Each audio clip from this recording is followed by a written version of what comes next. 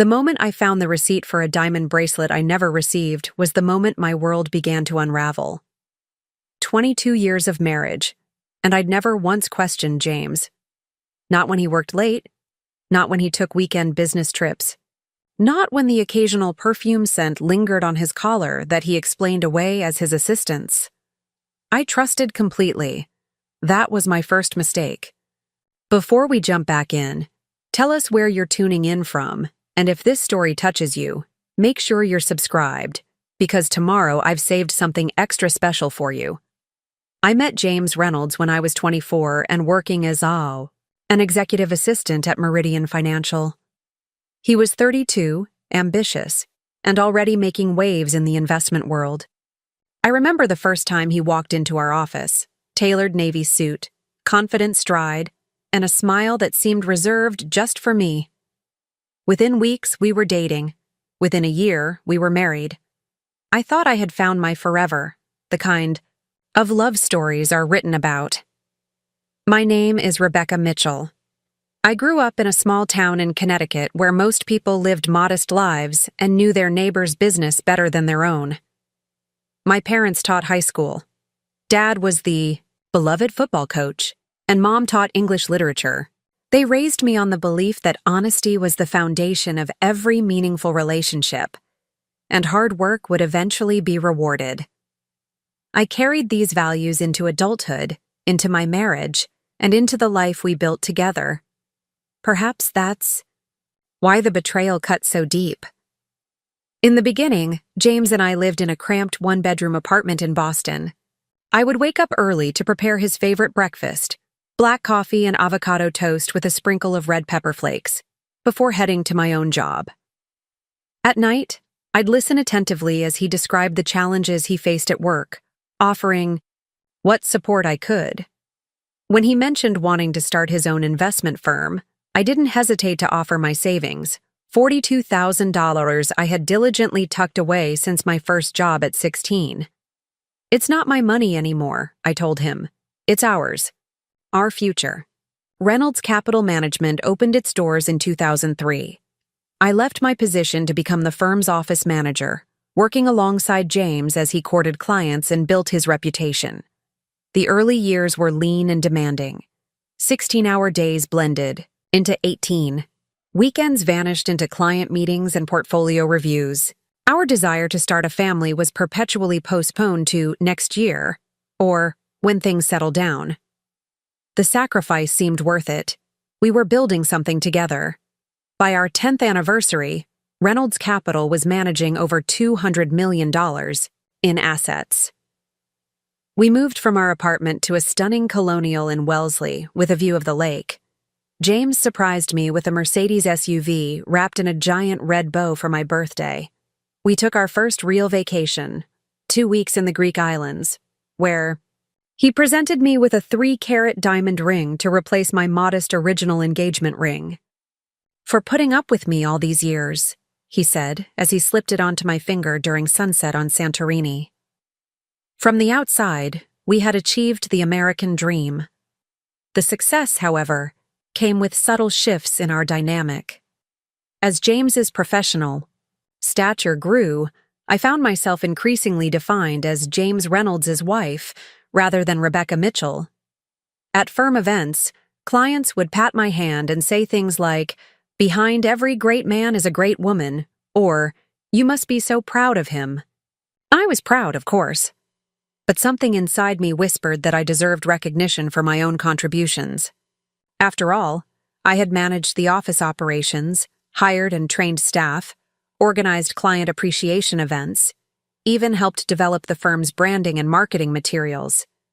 Yet, in the public narrative, I was merely supporting cast in the James Reynolds success story. When James suggested I step back from the firm to enjoy the fruits of our labor, I reluctantly agreed. "You've earned a break," he insisted. Besides, the new COO needs to establish his authority without the founder's wife looking over his shoulder. So, at 41, I found myself with a beautiful home, financial security, and days that stretched before me with uncomfortable emptiness. I joined the country club, took up tennis, and threw myself into charity work.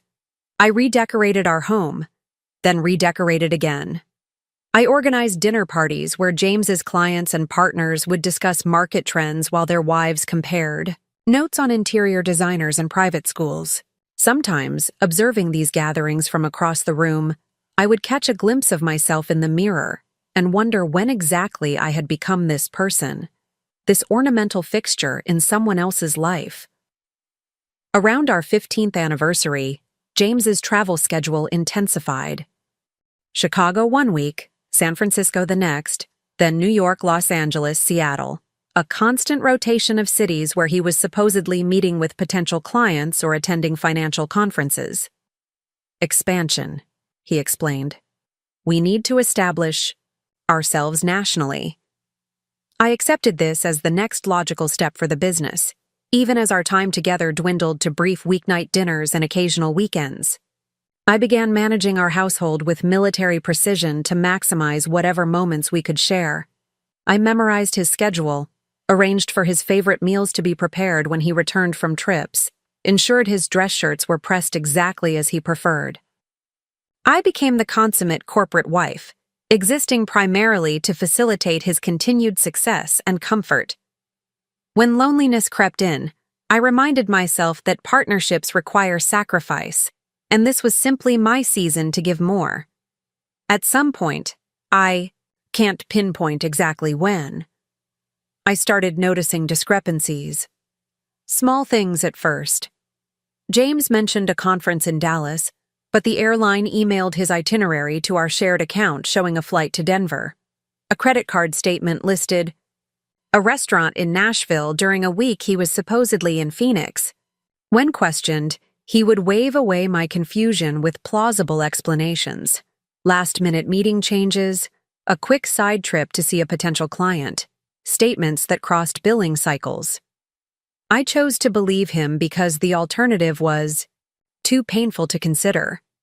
Besides, James had always handled our finances, and I had willingly surrendered that responsibility years ago, trusting him implicitly. We maintained separate credit cards for convenience, and I never questioned why my online account access was limited to my cards only. After all, I had unlimited use of my Platinum Amex and never worried about money. Why would I need to scrutinize statements or balances? Then came last December, our 22nd anniversary. We had planned a weekend at our favorite Vermont ski lodge, but 2 days before, James called to say he needed to fly to Miami for an emergency meeting with a client whose portfolio was underperforming. "I'm devastated," he said, and he sounded, "But this account is worth millions. I'll make it up to you, I promise." Disappointed but understanding, I canceled our reservation. That evening, feeling restless in our empty house, I decided to organize James's home office, a gesture I thought he would appreciate. As I sorted through papers, I found a receipt tucked into a folder. Cartier, a platinum and diamond bracelet worth $18,500. Purchased 3 days earlier. The gift receipt included a note. "To my darling Emily, who makes life worth living. Forever yours, Jay." Time seemed to stop as I stood there, receipt trembling in my hand. Emily. Who was Emily? And why was my husband buying her an anniversary-worthy gift? The bracelet wasn't for me. James had given me a spa package and weekend getaway, now canceled, for our anniversary. My mind raced through possibilities, desperate for an explanation that wouldn't shatter my world. A client gift? Too personal. His assistant? Wildly inappropriate. A relative? We had no family members named Emily. In that moment, I should have confronted him, called him immediately, demanded answers. That's what the Rebecca of 20 years ago would have done. The woman who believed in directness and honesty. But 2 decades of subtle conditioning had transformed me. Instead of righteous anger, I felt a paralyzing fear. What if he left me? What would become of me? Who was I without James Reynolds? I carefully returned the receipt to where I'd found it and retreated to our bedroom. That night, I barely slept, my thoughts spinning between denial, suspicion, and dread. By morning, I had made a decision that surprised even me. I would say nothing. Not yet. First, I needed to understand what I was facing. The next week passed in a blur of secret investigation. While James was in Miami, I used his laptop, which he had fortunately left behind, to access his email. His password, our anniversary date followed by my birth date, offered no challenge. What I found confirmed my worst fears and revealed something even more devastating. James's affair with Emily wasn't a recent development. It had been ongoing for nearly 7 years. Emily Wright was a former client who had invested with Reynolds Capital after inheriting money from her grandmother. According to the emails, they had met during a consultation, and James had pursued her aggressively. She was 14 years his junior, younger than me by nearly 2 decades. Beautiful, based on the photos they had exchanged. And apparently, the mother of his 6-year-old son. The child's existence hit me like a physical blow. After years of postponing our own family for the sake of the business, James had created one with someone else. Preparing and narrating this story took us a lot of time, so if you are enjoying it, subscribe to our channel. It means a lot to us. Now back to the story. The boy, named Christopher James Wright, had his father's eyes and dimpled smile. In one photo, they were building a sandcastle on a beach I recognized from our own vacation 3 years earlier. "Family time with my boys," Emily had captioned. It, unaware that her lover was married, that he had another home, another life. Further digging revealed James had purchased a luxury condo in Back Bay for Emily and their son. He spent at least 2 weekends a month with them, plus many of the business trips that had become increasingly frequent. He attended school events, doctor appointments, and family gatherings with Emily's parents, who apparently believed James was a divorced businessman who traveled frequently for work. As I pieced together this parallel life my husband had constructed, I discovered something else, something that transformed my shock and grief into cold, calculated resolve. James had been moving substantial assets out of our joint holdings and into private accounts and investments. Property purchased in single-member, LLCs, offshore accounts in the Cayman Islands, investment portfolios I had never known existed. By my amateur calculations, he had diverted over $4 million in the past 5 years alone. This wasn't just a betrayal of our marriage vows. It was financial infidelity on a massive scale, a systematic dismantling of our shared resources in preparation for... What? Abandoning me when Christopher started school full-time? When I became too old? Too inconvenient for his preferred lifestyle? The thought made my blood run cold. When James returned from his trip, I greeted him with a warm smile and his favorite whiskey sour, listening attentively as he described productive meetings with multiple clients in Miami. I noticed details I had previously overlooked, how he carefully avoided specifics, how he redirected questions about his trip to questions about my week. I played my part perfectly, the adoring wife who never suspected a thing. That night, as James slept beside me, I made a decision that would alter the course of both our lives. I would not confront him. Not yet. I would not cry or beg or rage. Instead, I would take a page from his book. I would become the student of deception, learning from the master himself. And when the time was right, I would reclaim everything he had tried to take from me, my security, my dignity, my future. The next morning, I called Patricia Winters, a college friend who had become one of Boston's most ruthless divorce attorneys.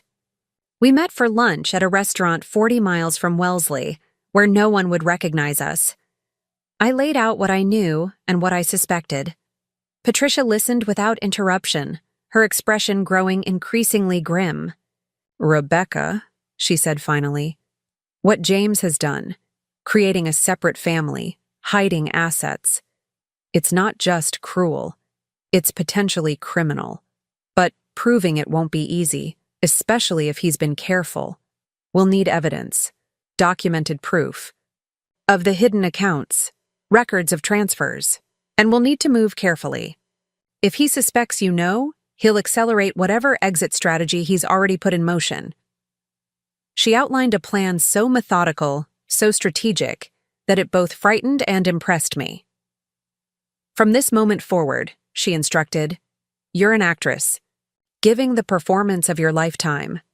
Your stage is your marriage, and your audience is James. One wrong line, one missed cue, and you could lose everything. I spent the next month in careful reconnaissance, documenting everything I could access without raising suspicions. I photographed documents in James's office when he was traveling. I noted account numbers from mail before passing it to him unopened.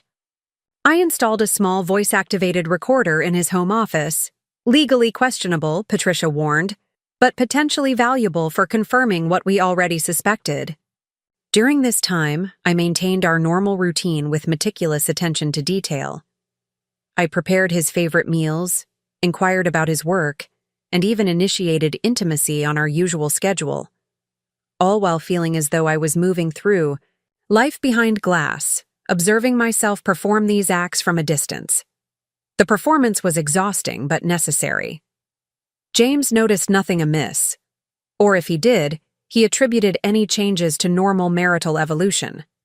He continued his pattern: home for 2 weeks, away for 1 weekend, an occasional midweek overnight conference that always seemed to fall on nights when Emily posted pictures of romantic dinners on her Instagram account, which I now followed, using a fake profile.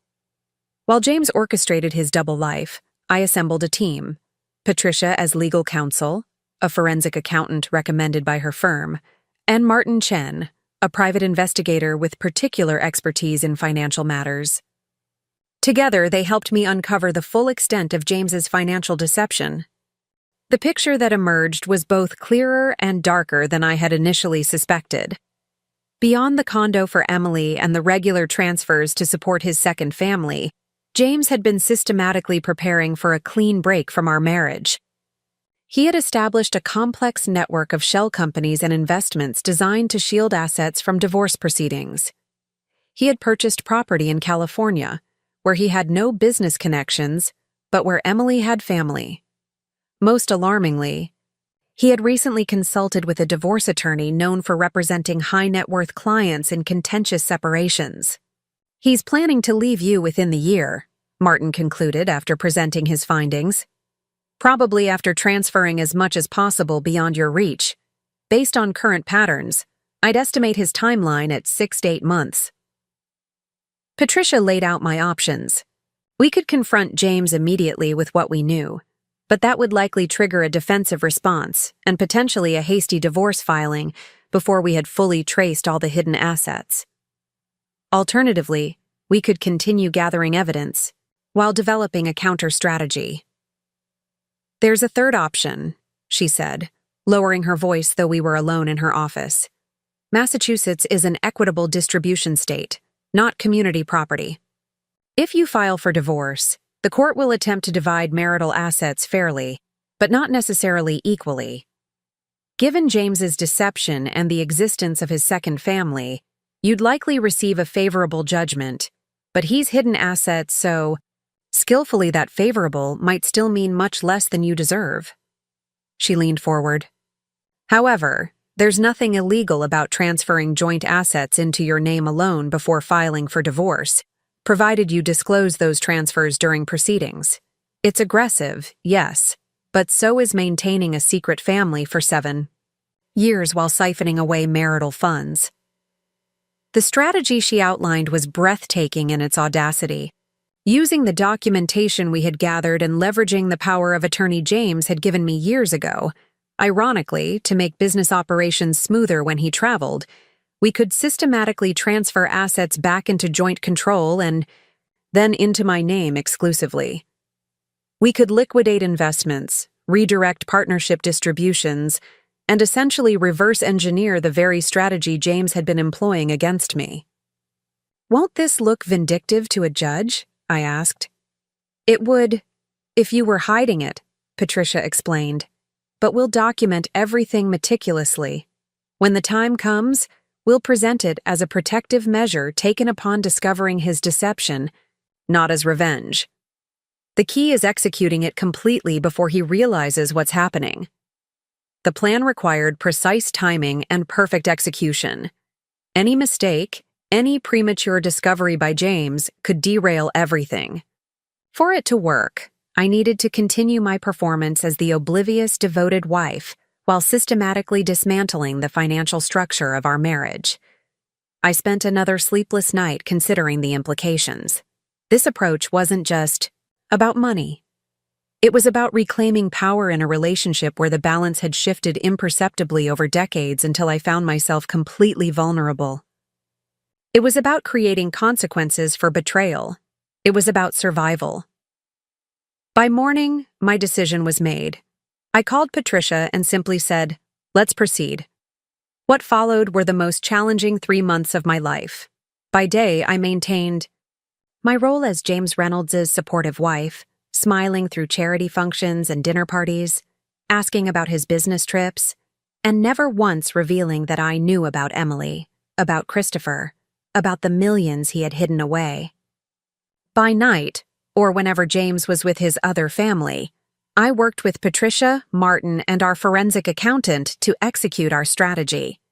We moved methodically, transferring assets in a sequence designed to minimize red flags in any single transaction. Investment accounts were closed and reopened in my name. Real estate holdings were refinanced with me as sole owner. Business distributions were redirected to new accounts. The process was complicated by James's careful compartmentalization, but he had made one critical mistake, underestimating me. He saw what he expected to see, a decorative, accommodating wife who understood little about finance and cared less. He never imagined I could comprehend, let alone unravel, his financial maneuvers. As weeks passed, I noticed subtle changes in myself. I stood straighter. I spoke more confidently. I began making decisions without seeking James's approval. Small things at first, like redecorating the guest room or planning a weekend with friends. He noticed these changes but seemed pleased rather than concerned, interpreting my newfound independence as personal growth rather than liberation from his influence. "You seem different lately," he remarked one evening as we prepared for a charity gala. "More vibrant." I smiled, adjusting his bow tie with steady hands. "Do I? I've just been focusing on self-improvement. You're always saying we should invest in ourselves." He laughed and kissed my cheek. "Well, it's working. You're glowing."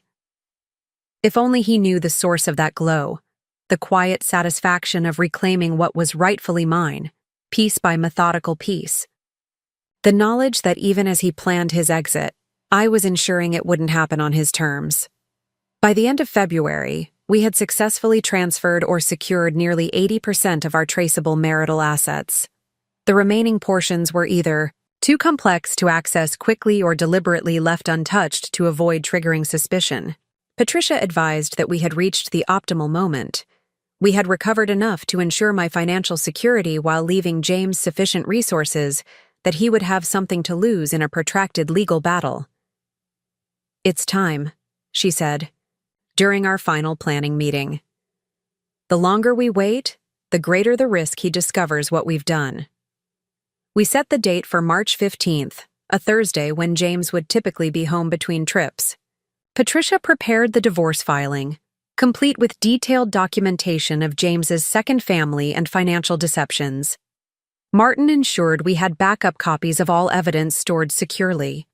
I made arrangements to stay with friends immediately, after the confrontation, anticipating James's reaction would make the house temporarily uninhabitable.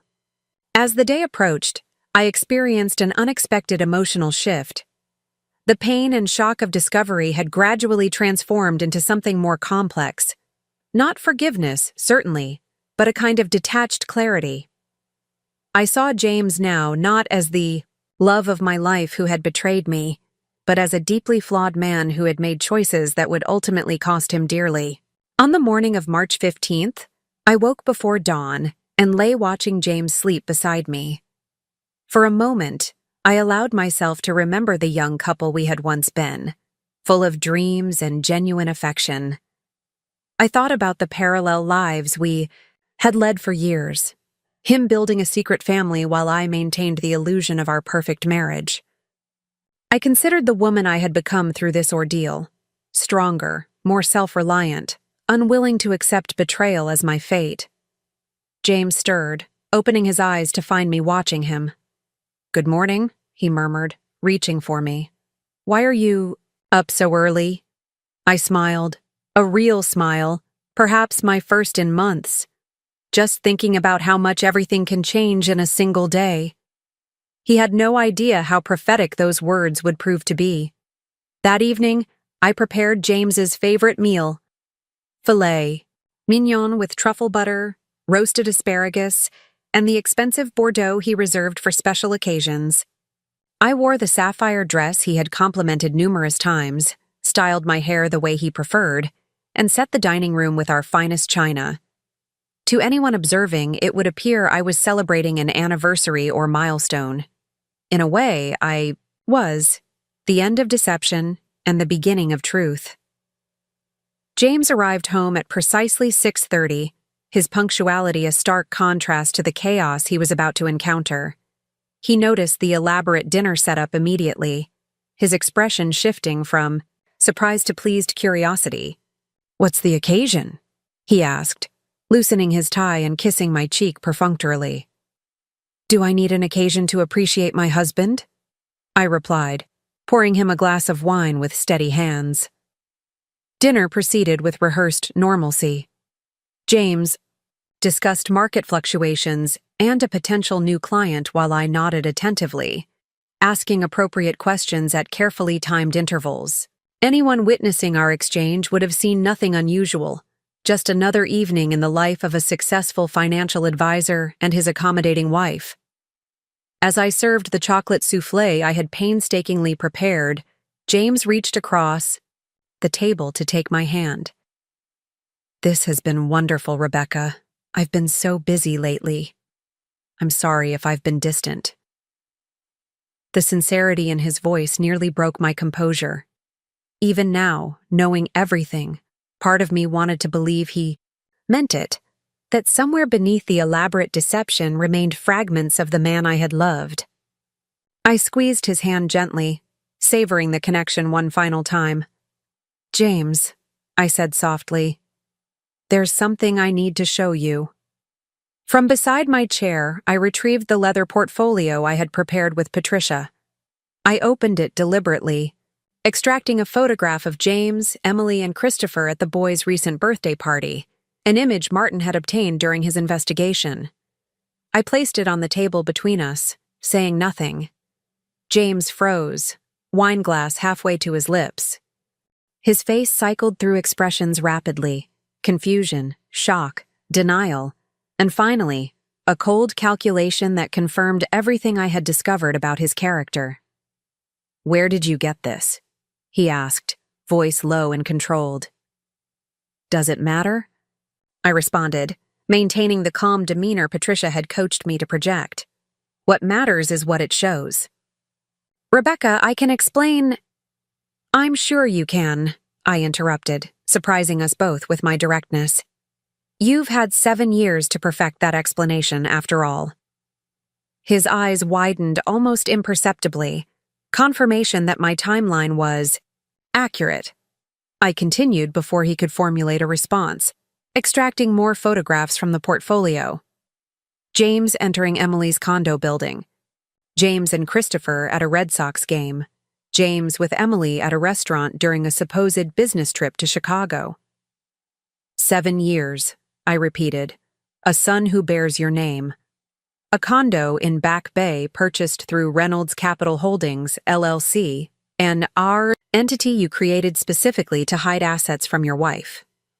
James's facade cracked then, his carefully maintained control giving way to defensive anger. "You had me investigated? You invaded my privacy? Christ, Rebecca, what gives you the right?" The absurdity of his indignation might have been comical, under different circumstances. I arched an eyebrow, allowing the silence to stretch between us. 22 years of marriage gives me that right, I finally replied.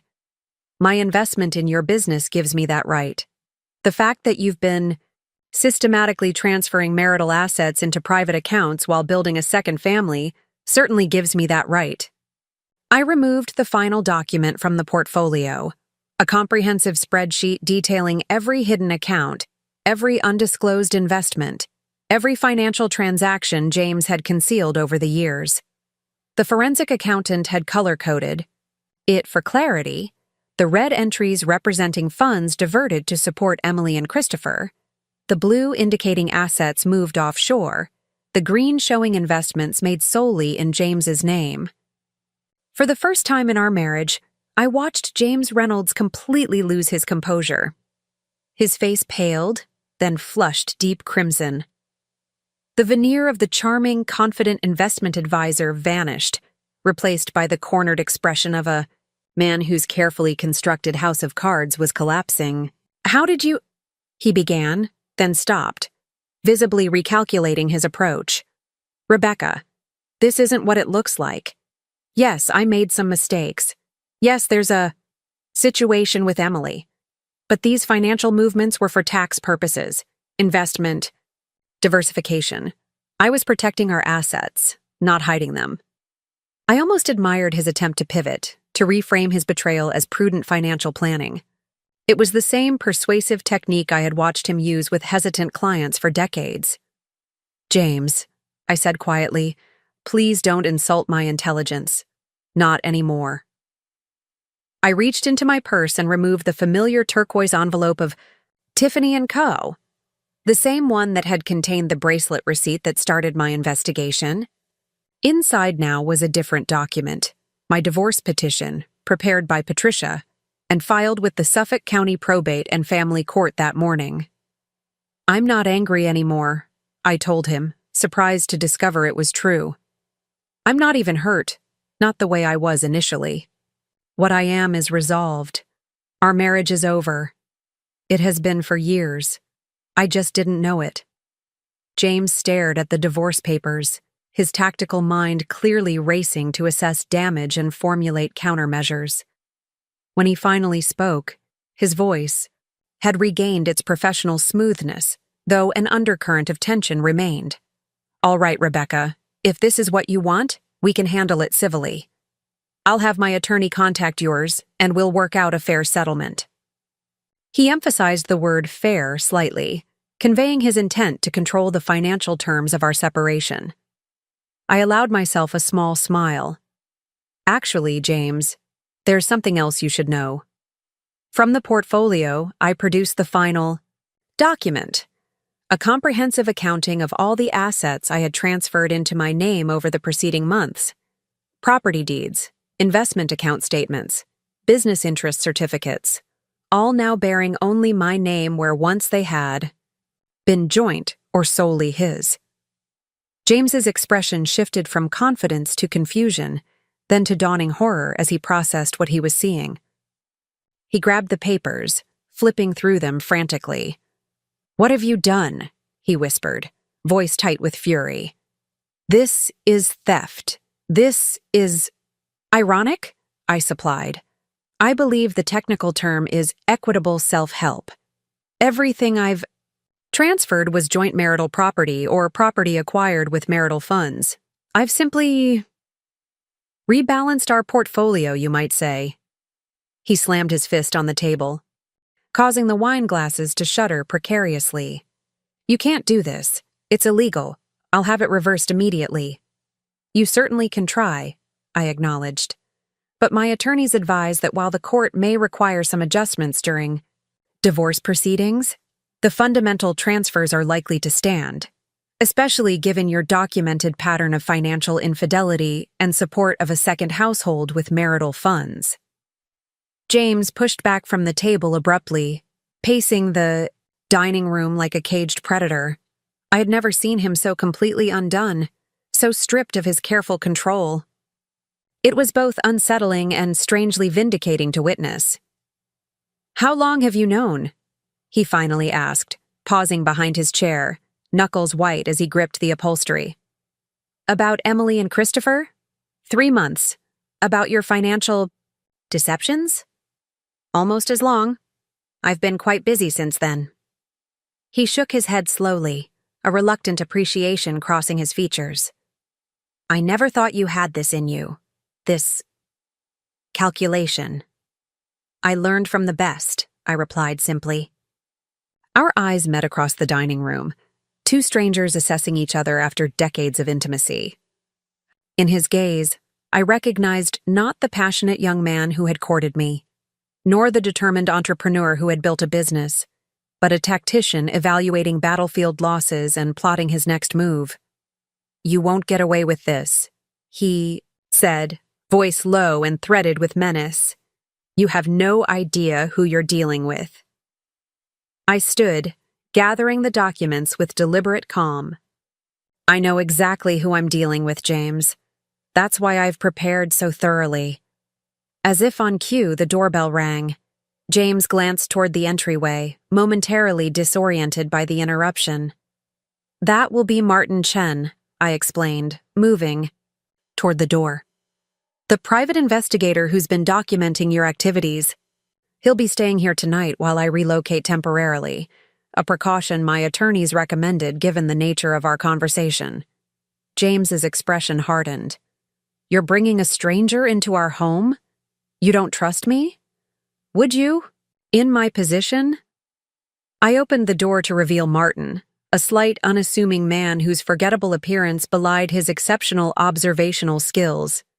He nodded politely to James before positioning himself discreetly in the hallway.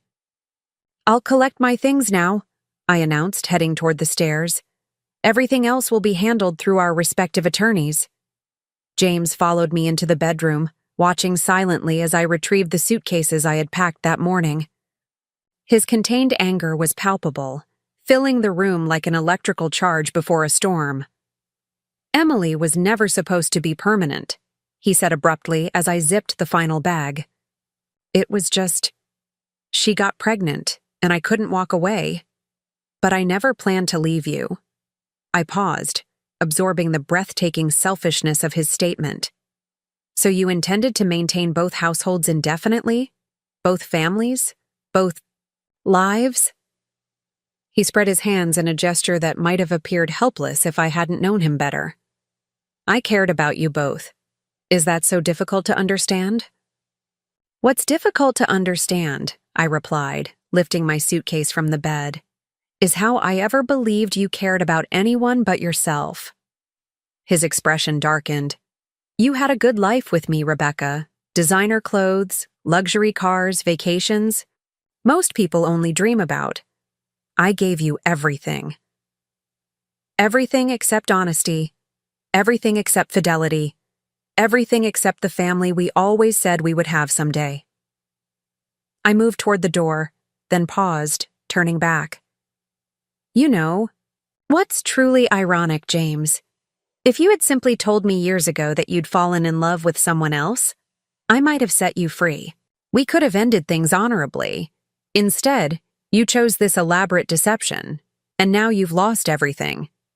He laughed sharply, the sound harsh and unfamiliar.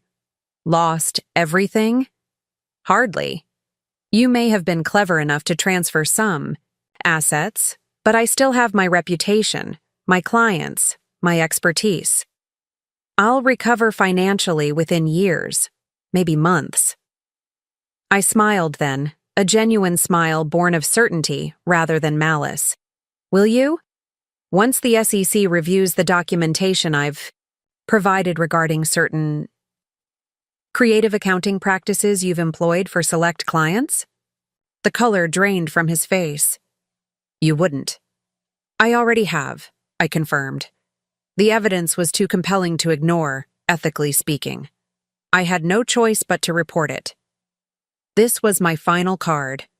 The discovery Martin had made almost accidentally while investigating James's hidden assets.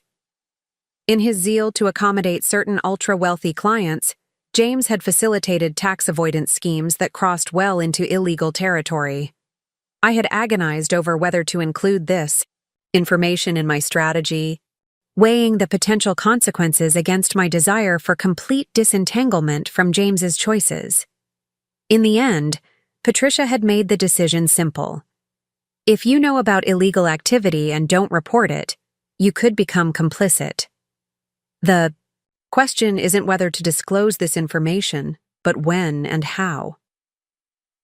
James sank onto the bed, the full weight of his situation finally registering. "You've destroyed me," he whispered. "No, James," I corrected gently. "You destroyed yourself. I'm simply refusing to be collateral damage." I left him there, surrounded by the trappings of the life we had built and the remnants of the deception he had maintained. As Martin and I descended the stairs, I felt neither triumph nor vindication, only a profound relief that the performance was finally over. The weeks that followed unfolded with predictable legal maneuvers and unpredictable emotional currents. James initially threatened to contest everything: the asset transfers, the divorce terms, even the SEC investigation. His attorneys filed motions and counter-motions, demanding expedited hearings and temporary restraining orders against further financial actions on my part. The aggressive strategy collapsed quickly, however, when the SEC investigation gained momentum. Faced with potential criminal charges on top of the civil divorce proceedings, James abruptly changed course, seeking settlement negotiations rather than protracted litigation. Patricia was ruthlessly effective during these discussions, leveraging every advantage we had accumulated. We ultimately reached an agreement that formalized most of the asset transfers I had already executed, with minor adjustments to ensure equitable distribution under Massachusetts law. James retained his personal accounts and enough investment assets to maintain a comfortable lifestyle, though nowhere near the wealth he had amassed during our marriage. The most surprising development came not from the legal proceedings, but from Emily Wright. 3 days after my confrontation with James, she contacted me through Patricia, requesting a private meeting. Against my attorney's advice, I agreed to see her at a neutral location, a private room at the Boston Public Library, where we would be neither overheard nor interrupted. Emily arrived precisely on time, her elegance undeniable despite obvious signs of stress. She was younger than me, of course, but not the trophy girlfriend I had imagined, more sophisticated, more substantial somehow. She carried herself with the composure of someone accustomed to navigating difficult situations. "Thank you for meeting me," she began, her voice steady but her hands betraying nervousness as she arranged and rearranged her purse strap. "I know this is unconventional." "That seems an inadequate description," I observed, not unkindly. She smiled faintly, acknowledging the understatement. "Fair enough. I'll be direct then. James told me about your marriage 2 years ago." This was unexpected. I had assumed Emily was as much a victim of James's deception as I had been, perhaps more so, given her vulnerability as a single mother. "You knew he was married, and you continued the relationship?" I asked, careful to keep accusation from my tone. This wasn't about assigning blame between women. James alone bore responsibility for his choices. "Not from the beginning," she clarified. "When we met, he told me he was divorced, had been for years. I had no reason to doubt him. By the time I learned the truth, Christopher was 4, and we had built a life together. James swore he was planning to leave you, that he was just waiting for the right time." The familiar narrative, the promise of legitimacy perpetually deferred, was almost comforting in its predictability. How many women throughout history had been placated with similar assurances? "Did you believe him?" I asked. Emily sighed, a sound weighted with years of complex emotions. "I wanted to. But lately, no. I started noticing patterns. The careful compartmentalization, the financial control, small inconsistencies in his stories about business trips." She met my gaze directly. "I hired my own investigator 3 weeks ago. He discovered you. the wife James claimed no longer existed in any meaningful way. The revelation created an unexpected connection between us. Two women independently unraveling the same elaborate deception, approaching the truth from opposite directions. "What do you want from this meeting, Emily?" I asked gently. She straightened, her demeanor shifting from apologetic to resolute. "I want you to know that I never intended to be the other woman. I never sought to take anything that belonged to you. And most importantly, I want you to know that I'm pursuing my own legal action against James for fraudulent misrepresentation. I won't be competing with your divorce settlement or attempting to claim marital assets." I studied her with newfound respect, recognizing the courage this approach required. "What about Christopher? Will you seek child support?" "Yes, but through proper legal channels, with full financial disclosure and court oversight. No more private arrangements. No more secrecy." Emily hesitated, then added, "I've also encouraged James to establish a formal relationship with Christopher through the courts. Whether he chooses to do so is his decision." We talked for almost 2 hours, two strangers connected by intimate knowledge of the same man's capacity for duplicity. By the time we parted, I felt a surprising kinship with Emily Wright. Not friendship exactly, but a mutual acknowledgement of shared experience and separate paths forward. The news about James came 3 months later, as my divorce neared finalization. The SEC investigation had expanded, revealing patterns of securities fraud beyond what I had initially discovered. Faced with mounting evidence and potential criminal charges, James had accepted a plea agreement, significant financial penalties, a lifetime ban from securities trading, and a 5-year prison sentence with the possibility of reduction for cooperation. I received this information not from the authorities or from Patricia, but from Emily, who called one evening after Christopher had gone to bed. "I thought you should hear it from someone who understands," she said simply. "How are you handling it?" I asked, genuinely concerned for her, and especially for the boy who would now face his father's public disgrace. "One day at a time," she replied. "Christopher knows his father made mistakes with money and has to face consequences. Beyond that, we're focusing on building our life without James's influence, something I suspect you understand." I did understand. In the months since leaving the Wellesley house, I had established a new residence in Cambridge, a sunlit apartment overlooking the Charles River, filled with furniture and art I had selected solely according to my own taste. I had reconnected with friends from my pre-James life, started volunteer work with a financial literacy program for women, and even begun dating casually. Nothing serious, but pleasant reminders that I existed as a person separate from my former role as James Reynolds' wife. The divorce became final in December, almost exactly 1 year after I had discovered the Cartier receipt that unraveled my marriage. The financial settlement reflected the groundwork I had laid through the strategic asset transfers, with minor court-ordered adjustments. I emerged with approximately 70% of what had been our marital estate, a distribution the judge deemed appropriate given the circumstances of the case. James reported to the federal correctional facility in January. I didn't attend his sentencing hearing, didn't send a letter or message of any kind. Our last communication had been through attorneys months earlier, and I intended to maintain that distance permanently. Emily occasionally sent updates about Christopher, including a school photograph that arrived unexpectedly one spring morning. Looking at the boy's familiar smile, so reminiscent of the young James I had fallen in love with decades earlier, I felt a complicated surge of emotion. Not regret exactly, nor jealousy, but a poignant acknowledgement of parallel possibilities the child James and I might have had in another version of our story. I placed the photograph in my desk drawer rather than displaying it, a private reminder of the complex intersection of lives rather than a daily memento. Christopher would never be my son, nor would I play any role in his life. But his existence connected me to my past in ways I was still learning to navigate.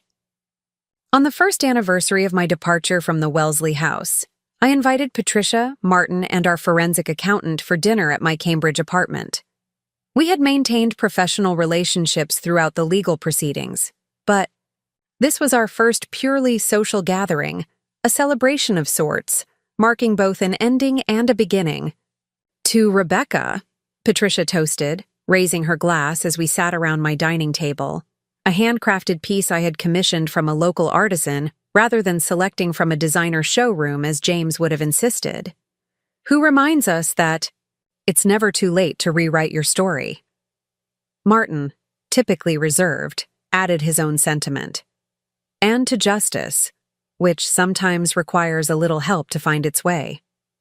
We dined and conversed late into the evening, our discussion eventually turning philosophical as the wine flowed freely. Patricia, who had witnessed hundreds of marriages dissolve throughout her career, posed a question that captured our collective attention. Looking back, Rebecca, knowing everything now, would you still have married James? I considered the question carefully, swirling the remaining wine in my glass. The easy answer would be an emphatic no, a repudiation of the man who had betrayed me so thoroughly. But the truth, as always, contained more nuance. Yes, I said finally, surprising even myself with the certainty in my voice. Because without those years, without that specific path, I wouldn't be who I am now. I wouldn't have developed the strength it took to walk away, or the wisdom to rebuild afterward. Patricia nodded thoughtfully. Most clients never reach that perspective. They remain trapped in bitterness, defining themselves perpetually as victims of their former partner's actions. I was a victim, I acknowledged, but that was a temporary state, not a permanent identity.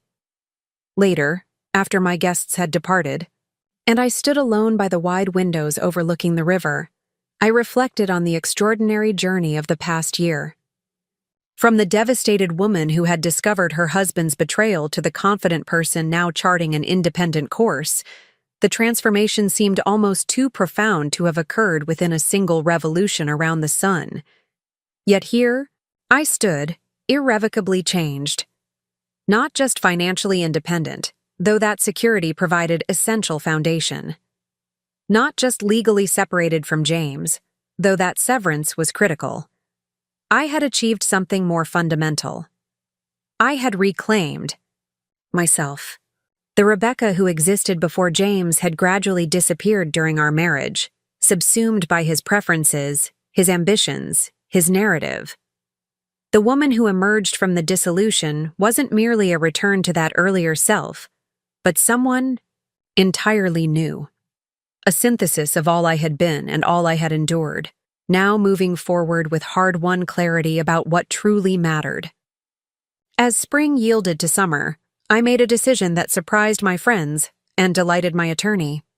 I established the Mitchell Foundation for Financial Independence, using a portion of my divorce settlement to fund educational programs specifically designed for women navigating significant life transitions. The Foundation's first initiative, a series of workshops on financial literacy for women contemplating divorce, quickly gained recognition for its practical approach to a sensitive subject.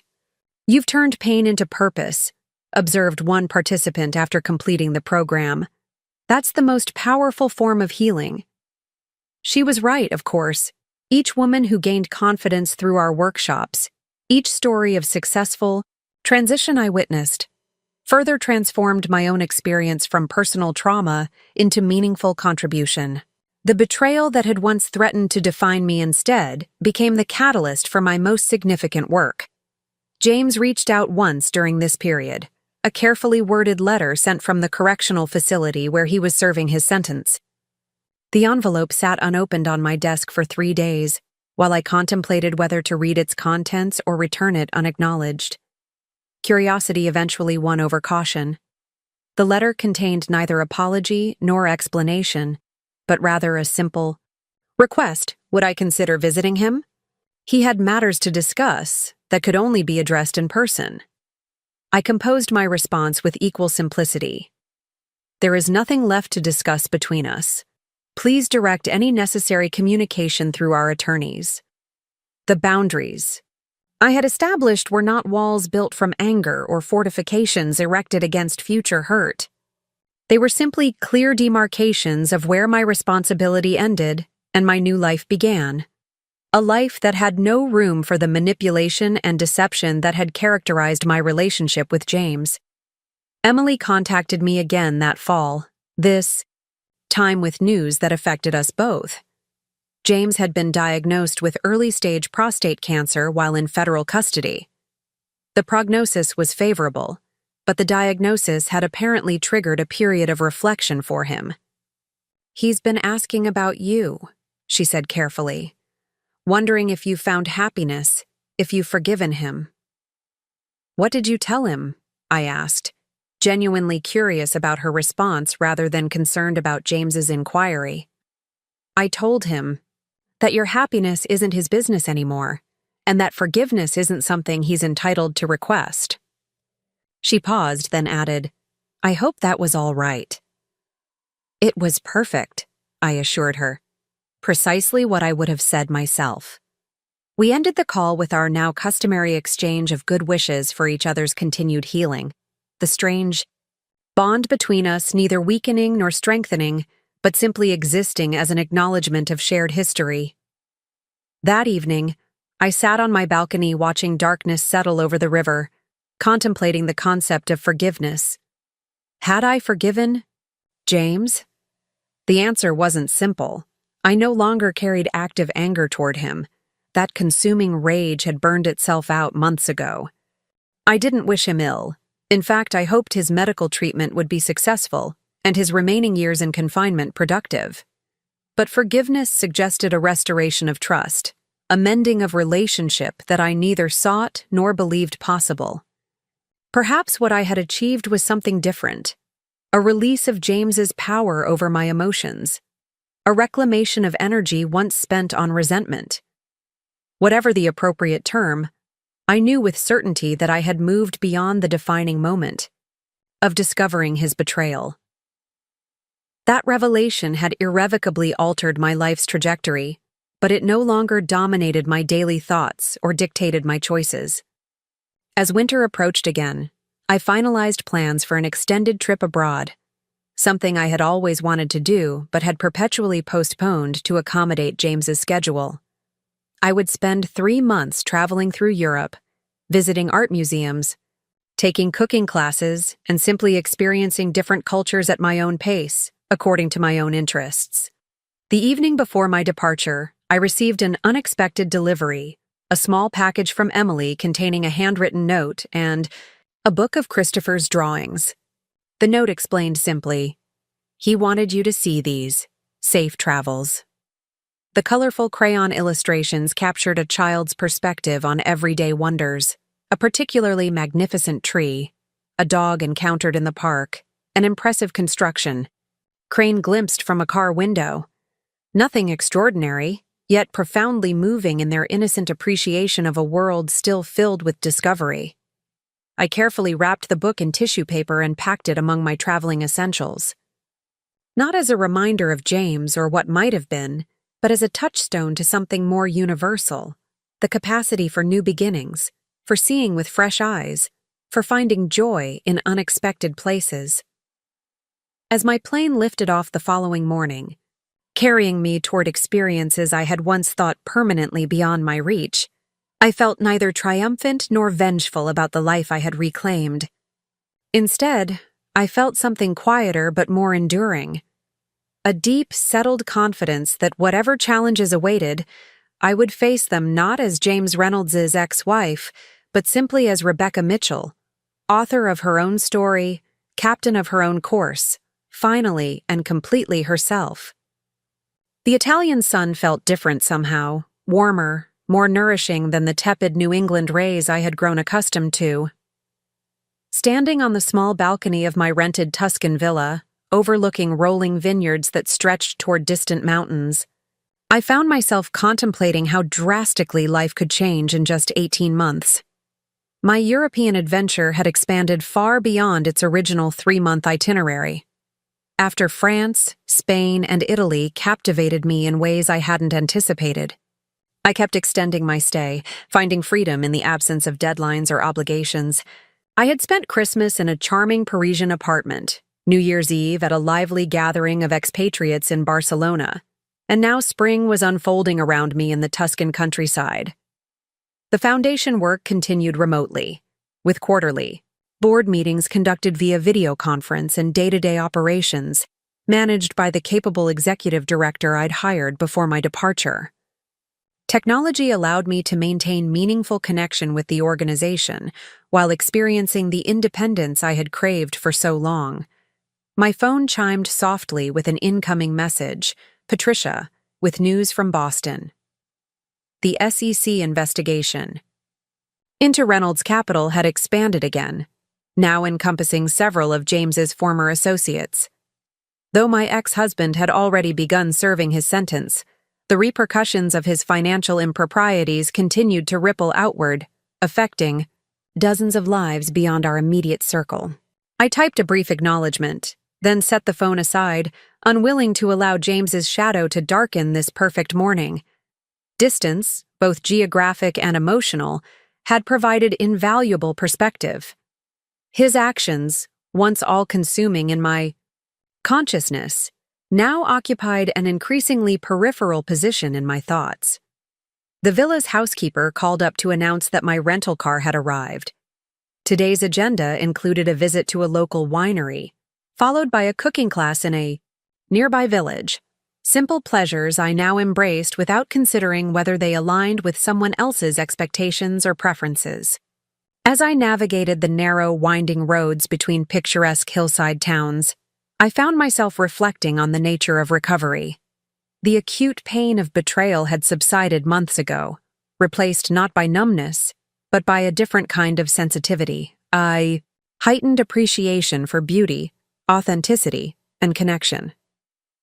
The winery tour proved delightful, conducted by an elderly proprietor whose family had cultivated these same vines for 7 generations.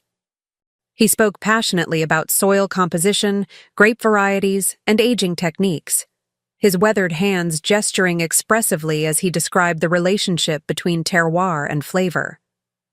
"You must understand," he explained through my interpreter. "As we tasted a particularly nuanced Sangiovese, the grape remembers everything: the rainfall, the sunshine, even the arguments between vineyard workers. All of it becomes part of the wine's character." I smiled at the poetic notion, wondering if the same might be true of people, if we too incorporated every experience, painful or pleasant, into the essence of who we became. The cooking class followed in a stone farmhouse kitchen, fragrant with garlic and herbs. Our instructor, Sophia, a formidable woman in her 60s with strong forearms and a booming laugh, demonstrated the proper technique for making pasta by hand. "No machines," she insisted in accented English. "Your fingers must feel the dough. They must know when it is right." I kneaded obediently, enjoying the tactile sensation of flour and egg transforming under my hands. Across the workstation, an Australian couple on their honeymoon struggled cheerfully with their portions, the husband's attempts at rolling dough, producing misshapen lumps that sent his wife into fits of giggles. Watching their easy affection, the casual touches, the private smiles, I felt a momentary pang. Not jealousy exactly, nor regret, but awareness of absence. Despite occasional dinner dates in various European cities, I had maintained a careful distance from romantic entanglements, prioritizing self-discovery over partnership. "You have good hands," Sophia commented, inspecting my evenly rolled sheet of pasta. "Strong but gentle, important balance." I thanked her, oddly moved by the simple compliment. How long had it been since someone had noticed something about me, about my capabilities rather than my appearance or social position? In my former life as James Reynolds's wife, compliments had generally centered on how well I had orchestrated a dinner party, or how appropriately I had dressed for a client event. We proceeded to shape ravioli, tucking ricotta and spinach filling between delicate pasta squares. My creations emerged neat and uniform, earning another nod of approval from our exacting instructor. "You learn quickly," she observed. "Some people fight the dough. You cooperate with it." The cooking session concluded with a communal meal. In the farmhouse garden, our handmade pasta served alongside locally produced olive oil, fresh vegetables, and more of the region's exceptional wine.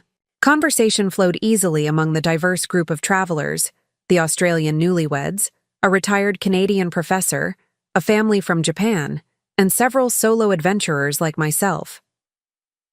"What brings you to Tuscany?" the professor asked as he refilled my wine glass. The question was innocuous, casual travelers' chit-chat, yet I found myself hesitating. How to summarize the complex journey that had led me to this sun-dappled garden?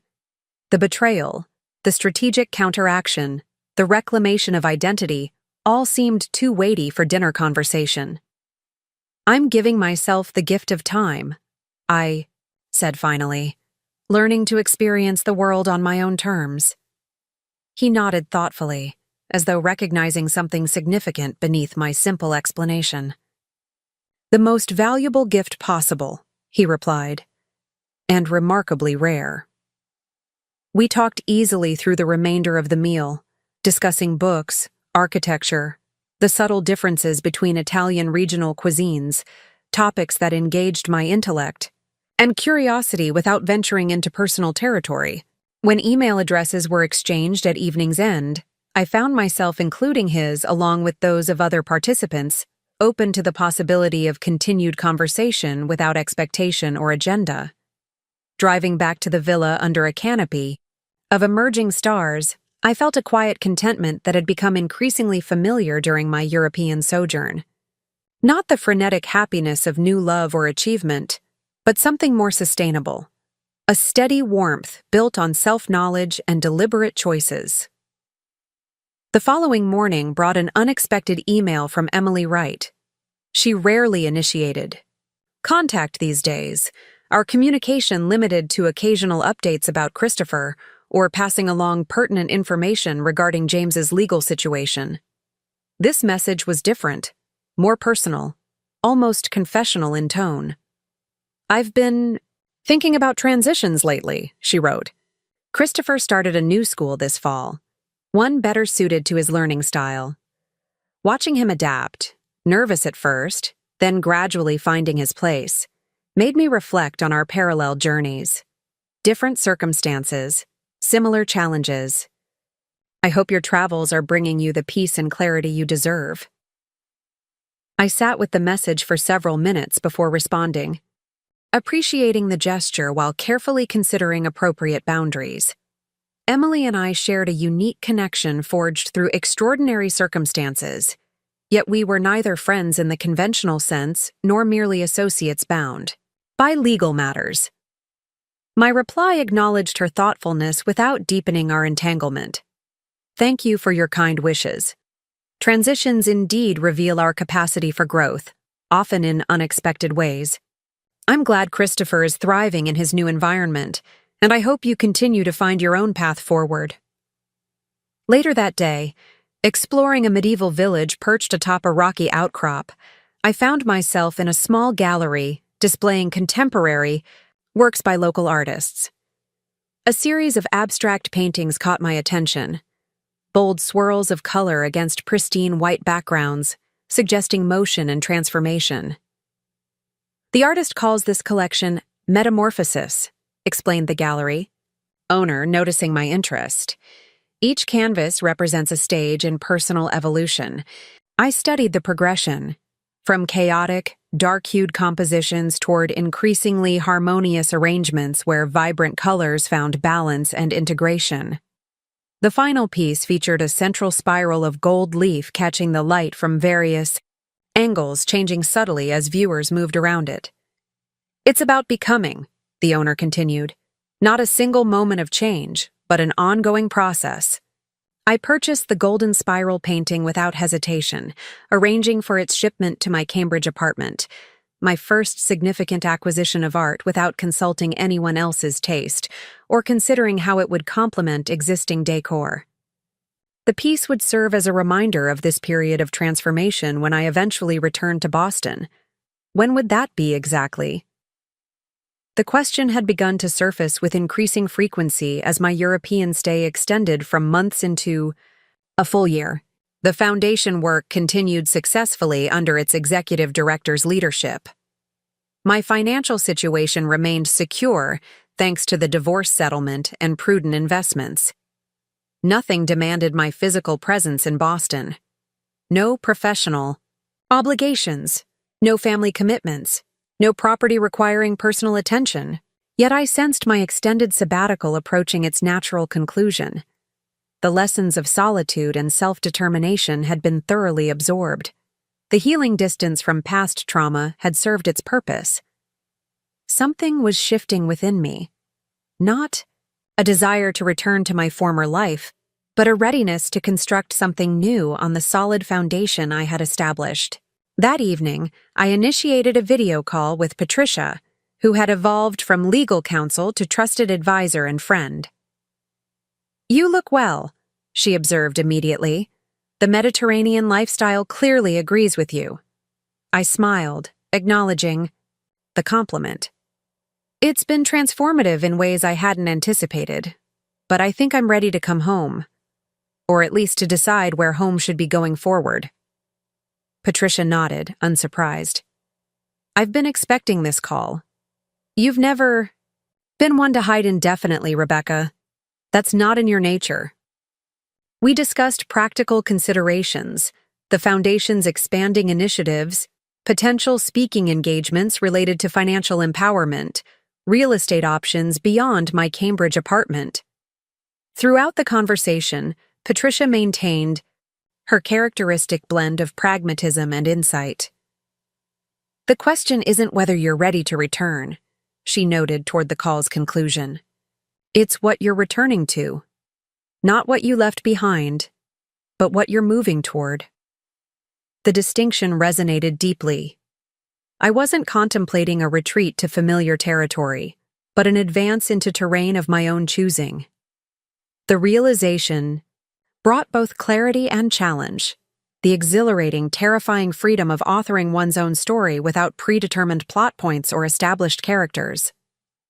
"I'll be back next month," I decided aloud. "Not permanently, not yet, but long enough to assess options and make intentional choices about next steps." After ending the call, I stepped onto the villa's balcony again, breathing in the fragrant evening air. The Tuscan landscape stretched before me, bathed in the golden light of approaching sunset, beautiful, nurturing, but ultimately not mine. My journey here had been necessary, healing, illuminating, but the path forward lay elsewhere. The knowledge settled within me, not with the sharp certainty of my decision to leave James, but with the gentle rightness of natural progression. One chapter concluding, another beginning. Not through external disruption this time, but through internal readiness. My return to Boston coincided with early autumn, the city at its most beautiful, with crimson-tinged foliage in the public garden and a certain crispness to the air that energized rather than chilled. The Cambridge apartment welcomed me back with familiar comfort, though it felt smaller somehow after the expansive European landscapes I had inhabited. Within days of my arrival, my calendar filled with foundation meetings, coffee dates with friends maintained through long-distance communication, and explorations of neighborhoods I had never properly appreciated during my marriage. I moved through the city with fresh perspective, seeing possibilities rather than memories around every corner. One particularly productive foundation meeting ran late into the evening, our discussion of a potential partnership with a women's shelter so engaging that none of us noticed the time until the restaurant began closing around us. As we gathered our materials and prepared to depart, the executive director touched my arm lightly. "I almost forgot. Someone's been trying to reach you.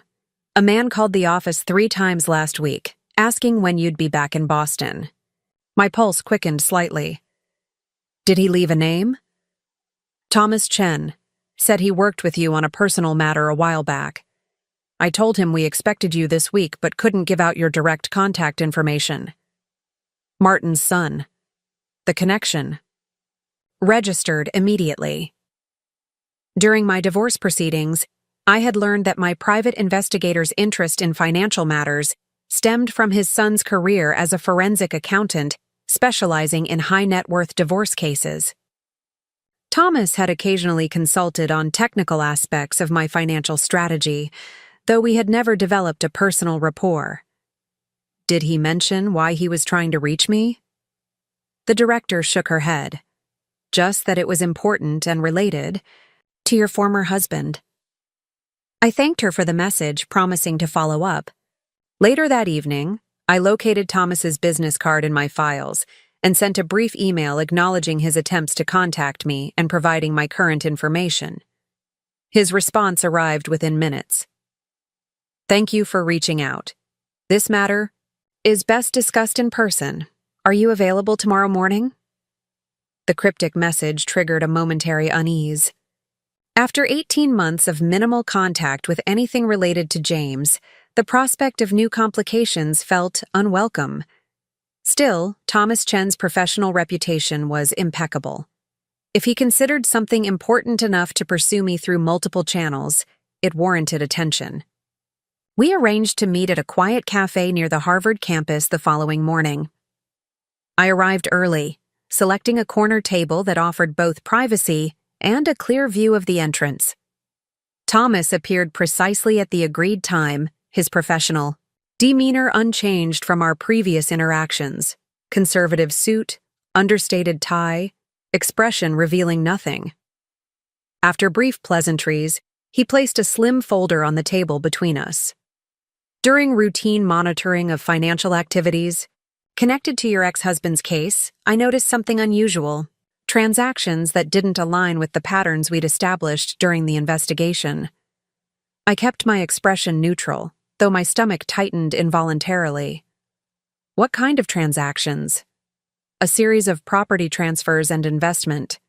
Reallocations executed approximately 6 months ago. Well after your divorce was finalized, and Mr. Reynolds was already serving his sentence. He opened the folder, revealing documents annotated with his precise handwriting. Property deeds, investment statements, corporate filings, all showing significant assets moving through a complex series of entities before consolidating under a single holding company. These maneuvers have James Reynolds' signature style, the layered entities, the jurisdictional shifting, but they couldn't have been executed by him directly, given his incarceration and the restrictions on his financial activities. I studied the documents, recognizing addresses and account numbers. These were part of our marital estate, assets I received in the divorce settlement. Thomas nodded. Exactly, which raises the question, who initiated these transfers, and why? The pattern suggests deliberate restructuring outside normal asset management. The implication hung between us, unspoken but clear.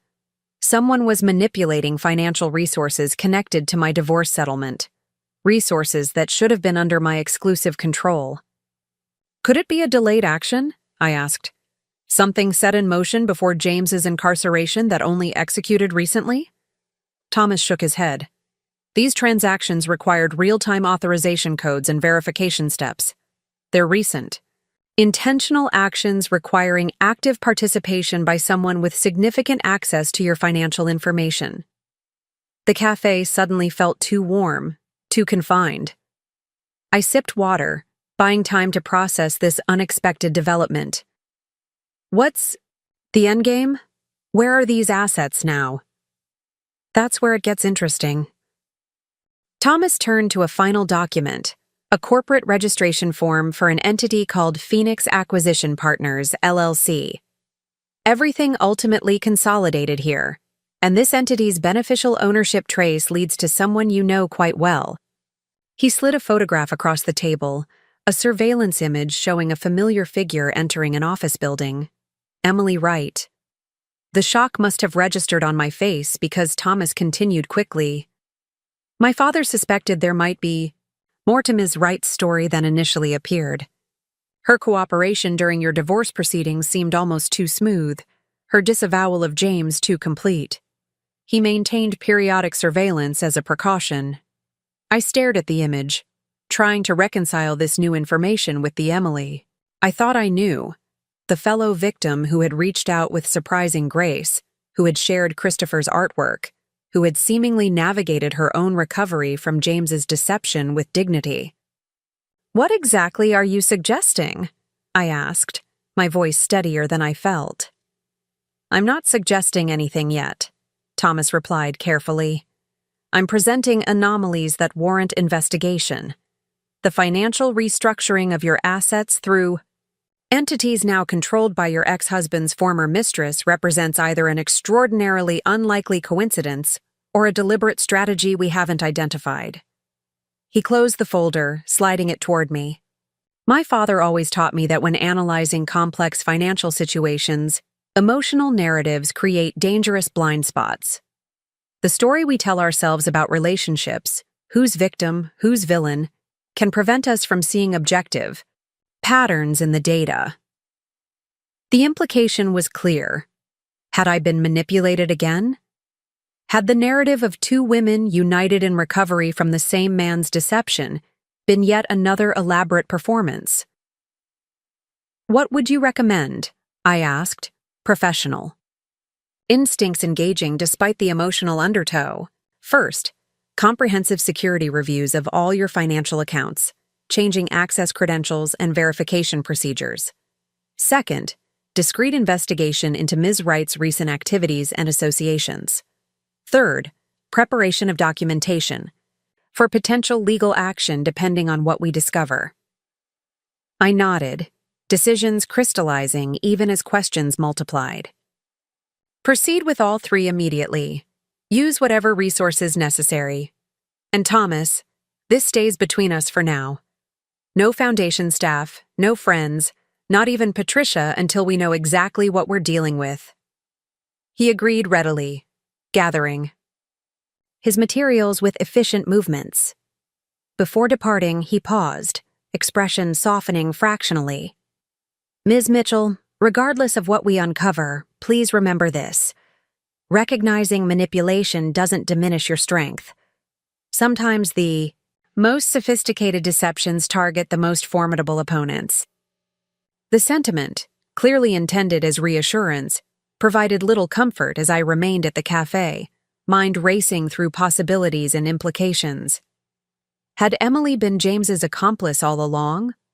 Had their apparent estrangement been orchestrated specifically to gain my trust? Was Christopher's artwork, those innocent crayon drawings that had moved me so deeply, just another prop in an elaborate con? The very questions felt like surrender to paranoia, yet dismissing them might represent dangerous naivete. The hardest-earned lesson of the past 2 years echoed insistently. Trust required verification, especially where significant assets were concerned. I spent the remainder of the day in a curious dissociative state, attending a foundation budget meeting, reviewing grant applications, having dinner with friends, all while part of my consciousness cataloged every interaction with Emily since our first meeting at the Boston Public Library. Each conversation, each seemingly spontaneous disclosure, each carefully maintained boundary now demanded re-examination through a lens of potential calculation. By evening, Thomas had already implemented preliminary security measures, changing access protocols for my primary accounts and establishing enhanced monitoring systems. His initial report confirmed unusual access patterns associated with several investment portfolios included in my divorce settlement, multiple login attempts, from IP addresses associated with locations where I had never been. Sleep eluded me that night as I wrestled with emerging possibilities. If Emily had indeed orchestrated financial manipulation at James's direction, what was their ultimate objective? Simple theft seemed too straightforward, too easily detected. Whatever strategy they were implementing involved subtlety and patience, hallmarks of James's approach to both business and betrayal. Morning brought both clarity and complication. Thomas arrived at my apartment with updated findings. The Phoenix Acquisition Partners entity had recently purchased a controlling interest in a promising biotech startup founded by one of James's former clients. The investment represented precisely the kind of opportunity James would have pursued. Before his legal troubles, high risk, high potential return, requiring significant initial capital and specialized industry knowledge. They're rebuilding his portfolio, I realized aloud, using my assets to recreate what he lost. Thomas nodded, his expression grim. The strategy appears to be positioning Ms. Wright as the public face of what is essentially James Reynolds' investment approach. Given his ban from securities trading, this could represent an attempt to circumvent the legal restrictions while maintaining effective control of significant capital. The audacity was breathtaking, using my own resources to finance James's continued market manipulation from behind prison walls, with Emily serving as his proxy in the outside world. The scheme explained their continued connection despite James's conviction, as well as Emily's sustained interest in maintaining communication with me. She wasn't cultivating friendship, she was monitoring a mark. "How do we proceed?" I asked, shifting immediately to counteraction rather than dwelling on the betrayal. "Carefully," Thomas advised. "What they're doing likely violates terms of Mr. Reynolds' plea agreement and could constitute financial fraud, but proving it requires establishing clear connection between his directives and Ms. Wright's actions. Moving too quickly could alert them and potentially lead to further concealment of assets." We developed a multi-phase approach, continued monitoring of Emily's activities and financial movements, forensic analysis of all transactions connected to the transferred assets, and careful documentation of every communication I had received from either Emily or James since the divorce. The investigation proceeded methodically over subsequent weeks, revealing an increasingly complex web of connections. Emily had visited James regularly throughout his incarceration, their meetings recorded in visitor logs but seemingly innocuous. A former partner bringing their child to maintain family connection despite difficult circumstances. Financial records told a different story.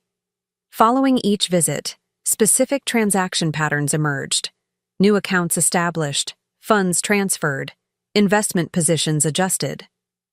The correlation was too consistent to be coincidental, strongly suggesting that James was providing explicit financial directions which Emily then executed through the network of entities they had established. Most disturbing was evidence that my own communications had been compromised. The European email account I had used during my extended travel showed signs of unauthorized access. Someone had been monitoring my correspondence, my plans, my evolving perspectives. The knowledge that my private reflections had been surveilled created a visceral reaction beyond mere anger, a profound violation that reached beyond financial matters into personal sovereignty. Throughout this discovery process, Emily continued occasional contact, congratulating me on a foundation initiative featured in the Boston Globe, sharing an anecdote about Christopher's science project, maintaining the carefully crafted illusion of respectful distance between women connected by circumstance. Each message now read as calculated performance, designed to sustain trust while their financial strategy advanced. After nearly a month of investigation, Thomas presented comprehensive documentation, establishing what he termed a clear pattern of coordinated financial activity between James Reynolds and Emily Wright, utilizing assets improperly transferred from Rebecca Mitchell's accounts. The evidence was substantial enough to warrant legal action, potentially resulting in additional charges against James and new proceedings against Emily. Before pursuing that course, however, I requested something unexpected. A meeting with Emily, Wright on my terms, at a location of my choosing. "Are you certain that's wise?" Thomas questioned, understandably concerned. Any warning might trigger defensive actions regarding the compromised assets. "We've already secured the primary accounts," I reminded him. "What remains at risk is minimal compared to what we've recovered. And before involving authorities, I want to understand exactly what I'm dealing with." The real motivation ran deeper than pragmatic asset protection. After being deceived twice, first by James, then by this coordinated manipulation, I needed to confront the architects of betrayal directly. Not from a position of vulnerability this time, but from one of confirmed knowledge and strategic advantage. Emily agreed to meet with surprising readiness when I contacted her, suggesting she suspected nothing about the investigation.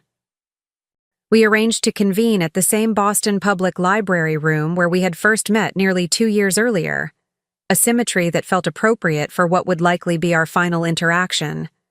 I arrived early, accompanied by Thomas, who positioned himself discreetly nearby, close enough to intervene if necessary but maintaining sufficient distance for privacy.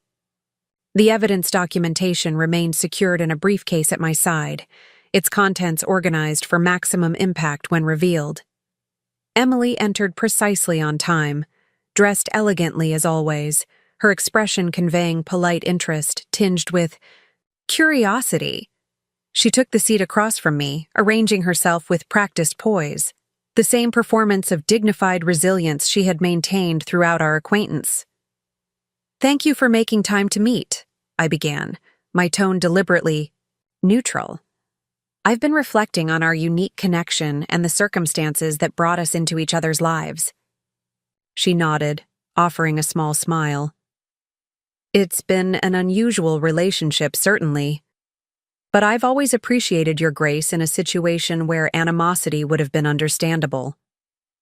The practiced sincerity in her voice, once convincing, now transparent, strengthened my resolve. Without further preamble, I opened the briefcase and removed the first document, a visitor log from the Federal Correctional Facility showing 18 visits from Emily to James over the past year. "Let's dispense with pretense," I suggested, sliding the paper toward her. "We both know these weren't merely visits to maintain Christopher's relationship with his father." Her expression flickered briefly, surprise, then calculation, before settling into careful neutrality. "I never claimed they were exclusively for Christopher's benefit. James remains significant in my life, complicated as that relationship. Maybe." I placed a second document on the table, a corporate registration connecting Emily to Phoenix Acquisition Partners. Significant enough to facilitate his continued investment activities despite federal prohibitions? Significant enough to access accounts containing my assets without authorization? The direct accusation landed with visible impact. Emily's posture stiffened, her gaze sharpening as she assessed this new reality, one where her actions had been discovered and documented. "You've been investigating me," she stated flatly, neither confirming nor denying the allegations.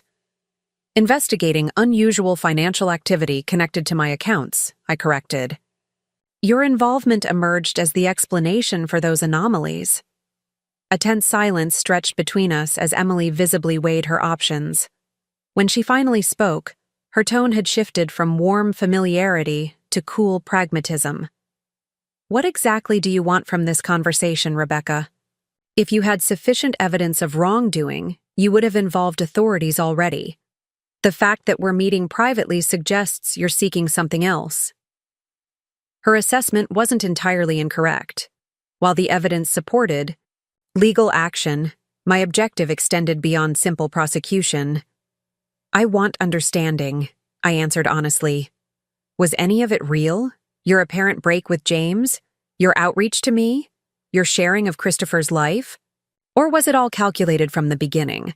A strategy conceived while James prepared for his inevitable legal consequences?" Emily studied me for a long moment, something like respect flickering across her features. Then, remarkably, she laughed, a short, genuine sound devoid of her usual careful modulation. "You really are extraordinary," she observed. "James told me you were smarter than you appeared, but I don't think even he recognized the full extent of your capabilities. She leaned forward, dropping the cultivated vulnerability that had characterized our previous interactions. The original connection was strategic, yes. James anticipated his legal vulnerability and began positioning assets and relationships accordingly. My role evolved from romantic partner to business proxy.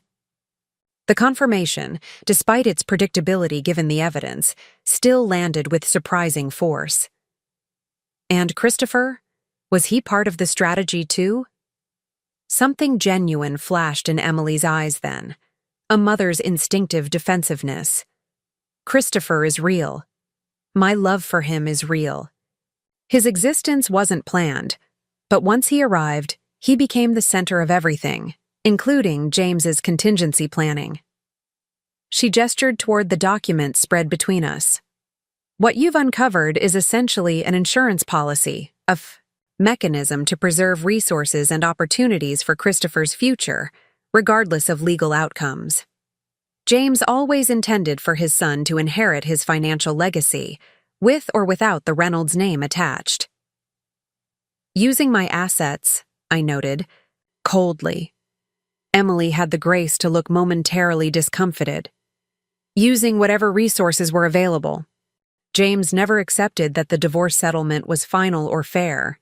In his mind, those remained his assets temporarily under your control. The breathtaking entitlement embedded in this perspective rendered me momentarily speechless. Even after conviction, even from behind prison walls, James continued operating with absolute confidence in his right to control and manipulate, to take what wasn't his and reshape reality according to his preferences. And you? I asked finally. What was your motivation beyond securing Christopher's inheritance? Financial gain? Love for James? Or just the satisfaction of outmaneuvering the woman he married? Emily considered the question with apparent seriousness. Initially, practical survival.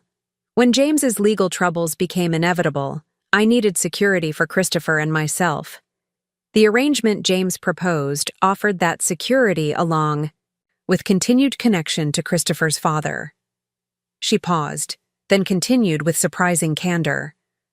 As for you specifically, I didn't begin with any particular animosity. You were simply a factor in the equation, the legal wife whose position created certain complications. The genuine connection that developed between us was unexpected. Unexpected but useful, I observed. She didn't deny it. Human connection is always useful, Rebecca. Genuine or strategic, it facilitates cooperation, reduces scrutiny, enables progress toward objectives. That doesn't necessarily make it insincere. The calculating pragmatism underlying her perspective was almost admirable in its clarity, a perfect complement to James's manipulative charm. They were well matched. Operators, approaching the world as a series of opportunities for tactical advantage rather than genuine engagement. What happens now? Emily asked, her gaze steady on the evidence documentation. That depends on your next moves, I replied. The unauthorized transfers have been reversed. Additional security measures have been implemented. Your access to any resources connected to me has been permanently terminated. I leaned forward slightly, meeting her gaze directly. If those boundaries are respected going forward, this evidence remains private. If not, it goes immediately to federal prosecutors, likely resulting in conspiracy charges for you and additional sanctions for James. Emily absorbed this information silently, her expression revealing nothing of her internal calculations. And Christopher? She finally asked. He's innocent in all this. Christopher remains entirely outside my concern, I answered truthfully. My interest extends only to protecting what's rightfully mine and preventing further manipulation. She nodded slowly, appearing to accept these terms. As she gathered her belongings to depart, she paused, regarding me with what seemed like genuine curiosity. You could have pursued charges immediately. Why didn't you? The question deserved honesty, if only to conclude our interaction with one moment of genuine exchange. Because revenge isn't healing. Acting from anger only perpetuates its power. I've worked too hard to reclaim my life to allow either you or James to dictate my choices again, even choices about how to respond to your deception. The London rain tapped gently against my office window as I reviewed the quarterly reports for the Mitchell Foundation's European division. 3 years had passed since we'd expanded internationally, and our programs now operated in 7 countries, helping thousands of women navigate financial transitions with dignity and confidence. The foundation had evolved far beyond its origins, becoming an organization that even Eleanor, with her rigorous academic standards, described as genuinely transformative. A notification appeared on my screen, a news alert from a financial publication I monitored primarily out of professional interest rather than personal concern. The headline contained a name I recognized immediately. Renaissance Advisory Group faces regulatory scrutiny over cross-border transactions. James's latest venture was apparently encountering complications with European financial authorities. I scanned the article with detached curiosity. The details were predictably familiar. Questionable transactions disguised within legitimate business operations, regulatory gray areas exploited through complex corporate structures, technically, legal maneuvers that violated the spirit, if not the letter, of financial regulations. James had simply transferred his established patterns to new territories with different oversight mechanisms. Closing the article without finishing it, I turned instead to preparation for tomorrow's board meeting. The Foundation's newest initiative, AIT, technology platform providing accessible financial education to women in rural communities, had shown promising early results that warranted expanded funding. My presentation needed to balance encouraging metrics with realistic acknowledgement of implementation challenges. My phone buzzed with a message from Eleanor. "Dinner tonight with the Blackwells? Marion's in town for the economic forum." The casual normalcy of the text, an invitation to dine with colleagues who had become friends, highlighted how thoroughly my life had transformed.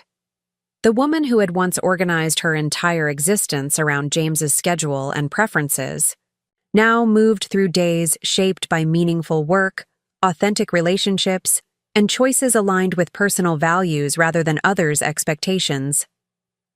I confirmed the dinner plans before returning to my presentation preparation. The rhythm of purposeful work, balanced partnership, and genuine connection had replaced the constant vigilance and strategic maneuvering that characterized life during and immediately after discovering James's betrayal. Not that vigilance had disappeared entirely. Thomas Chen's firm still monitored certain financial channels as a precaution, but it no longer consumed significant mental or emotional energy. The afternoon proceeded with foundation matters, a conference call with program directors across European sites, review of grant applications, consultation with our legal team regarding charitable registration requirements in 2 additional countries. Throughout these varied responsibilities, I experienced the steady engagement of meaningful work rather than the performative busyness that had characterized my role in James's business. Around 4 o'clock, Patricia's name appeared on my caller ID, an unexpected but welcome interruption. Though she had officially retired from legal practice the previous year, we maintained regular contact that had evolved from professional association to genuine friendship. "Rebecca," she greeted me warmly. "Hope I'm not interrupting anything crucial." "Nothing that can't wait," I assured her. "How's retirement treating you?" "Busier than expected. The consulting requests keep coming despite my best efforts to disappear into obscurity. But that's not why I'm calling." She paused briefly. "I thought you should know about a development regarding James. Something that won't make the financial news but might be relevant to your peace of mind." My interest piqued not from lingering emotional attachment, but from practical consideration of potential implications. "What's happened?" "He was diagnosed with early-stage pancreatic cancer last month," Patricia said gently. "I learned about it through mutual contacts in the legal community who are handling his affairs. The prognosis is guarded, but not immediately terminal with appropriate treatment." I absorbed this information with unexpected neutrality, neither satisfaction at karmic justice nor distress at human suffering, but simple acknowledgement of another person's significant life event. Thank you for letting me know. Is there something I should be doing in response? Not at all, Patricia replied quickly. I'm sharing this information purely as a courtesy, not suggesting any obligation on your part. Given your history and the Foundation's public profile, I thought you should hear it through a trusted source rather than potentially being blindsided. The consideration reflected Patricia's consistent thoughtfulness throughout our association. I appreciate that. Has he requested any contact? No, she confirmed. From what I understand, he's keeping the diagnosis relatively private while exploring treatment options. Emily Wright is apparently managing most of his affairs during this period. The mention of Emily added context without triggering the wariness it might once have elicited. Their continued association, whether romantic, pragmatic, or some combination, existed entirely separate from my life and concerns. After concluding the call with Patricia, I found myself contemplating not James's illness specifically, but the broader question of how past connections inform present circumstances without defining them. The news generated neither vindication nor anguish, merely recognition that someone who had once occupied central position in my life now existed at its periphery, his circumstances noted but not determining my emotional state. Later that evening, as Eleanor and I walked to the restaurant to meet the Blackwells, I mentioned Patricia's call. James has been diagnosed with pancreatic cancer, early stage, but serious nonetheless. Eleanor's response reflected her characteristic blend of emotional intelligence and pragmatic assessment. How do you feel about that information? The question prompted genuine reflection rather than automatic response. Mostly neutral, with perhaps a touch of compassion for another human facing mortality, but no sense of personal involvement or responsibility. She nodded thoughtfully. That seems entirely appropriate. Compassion without entanglement represents significant emotional health. The observation captured something essential about the journey I had navigated since discovering James's betrayal. Movement from devastation through strategic counteraction to genuine detachment. Not detachment born from numbness or denial, but from authentic recognition that his choices and circumstances no longer defined my identity or determined my well-being. Dinner with the Blackwells proceeded with engaging conversation about economic policy, academic politics, and plans for upcoming holidays. Marian Blackwell, an influential economist whose research on gender disparities in financial systems had informed several Foundation initiatives, shared preliminary findings from her latest study examining how automated lending algorithms perpetuated historical biases.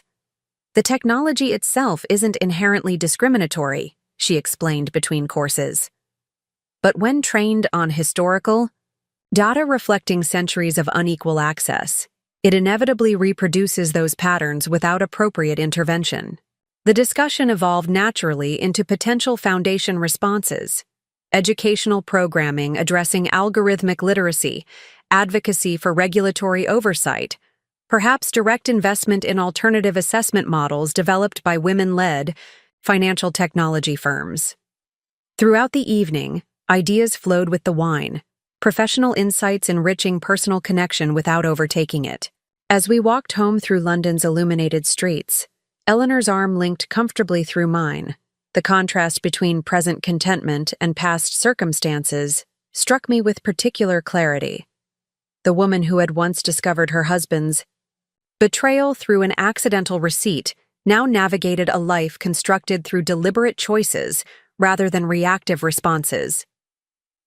"You're particularly contemplative tonight," Eleanor observed as we approached our townhouse. "Is it the news about James?" "Partly," I acknowledged. "But more broadly, I'm thinking about trajectories. How different choices at critical moments create entirely divergent paths." Back in our home, settled comfortably in the living room with late evening tea, I elaborated on this reflection. If I hadn't discovered that receipt, if I'd continued believing in our marriage despite growing inconsistencies, I might still be living as an extension of James's identity rather than fully occupying my own. Eleanor considered this counterfactual, with characteristic thoughtfulness. Perhaps, or perhaps another catalyst would have eventually triggered similar awakening.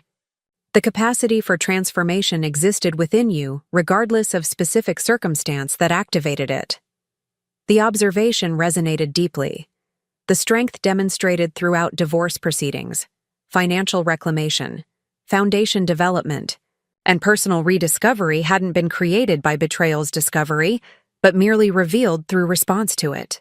The essential self, capable of strategic action and authentic reconstruction, had always existed beneath accommodating behaviors and adaptive compromises. The following morning, a request appeared in my professional email that momentarily disrupted established equanimity. Emily Wright, acting as James's business representative, proposed a meeting to discuss potential philanthropic collaboration between Renaissance Advisory Group and the Mitchell Foundation, focusing on financial education for underserved communities. The unexpected outreach triggered immediate skepticism. After years of separation maintained through clear boundaries and legal parameters, why initiate contact now? The timing, following James's diagnosis and coinciding with regulatory scrutiny of his business operations, suggested strategic motivation rather than genuine philanthropic interest. I forwarded the message to Thomas Chen with a brief note. Suspicious timing, please advise regarding potential agenda beyond stated purpose. His response arrived within hours, confirming my assessment with additional context. Renaissance facing significant regulatory challenges. Philanthropic association with respected foundation would provide reputational advantages during investigation. Recommend declining proposed meeting through formal channels citing conflict of interest policies. The recommendation aligned with my instinctive response. Whatever rehabilitation of image James sought through association with legitimate philanthropic work would need to occur through channels unconnected to our shared history. The Foundation's mission and credibility couldn't be compromised through entanglement with potentially problematic business practices. My reply to Emily maintained professional courtesy while establishing clear boundaries. Thank you for your interest in the Mitchell Foundation's work. After careful consideration and consultation with our governance committee, we must decline the proposed meeting due to established conflict of interest protocols regarding parties with prior legal entanglements. We wish Renaissance Advisory Group success with its philanthropic initiatives through other partnership opportunities. The exchange required minimal emotional energy, a straightforward application of organizational policies rather than personal reaction to attempted manipulation. This represented perhaps the most significant evidence of transformation. The ability to respond to potential boundary violations from position of institutional authority rather than personal vulnerability. That afternoon, while reviewing program evaluations in my office, I received an unexpected visitor. The Foundation's receptionist announced that Dr. Eleanor Whitman had arrived without appointment, unusual given Eleanor's typically structured schedule and respect for professional boundaries between our roles. Eleanor entered carrying a small wrapped package and wearing an expression that combined mischief with genuine warmth. I know you're buried in preparation for tomorrow's board meeting, but I couldn't resist interrupting for a moment. I welcomed the break, curious about both the unexpected visit and mysterious package. What's the occasion? Check your calendar, she suggested, placing the package on my desk. I glanced at the date displayed on my computer screen, momentarily confused, until recognition dawned. Today marked exactly 3 years since I had discovered James's betrayal through that Cartier receipt, the catalyst for transformation that had ultimately led to every aspect of my current life. You remembered, I said softly, genuinely moved by this acknowledgement of personal milestone amid professional demands. Of course, Eleanor replied. not to commemorate the betrayal itself, but to honor your response to it, the choices that created everything that followed. Oni. The package contained a small bronze sculpture, abstract female form emerging from rough stone, transition from confinement to freedom, captured in fluid metallic lines. The base bore a simple inscription: "Transformation is not what happens to you, but what you do with what happens."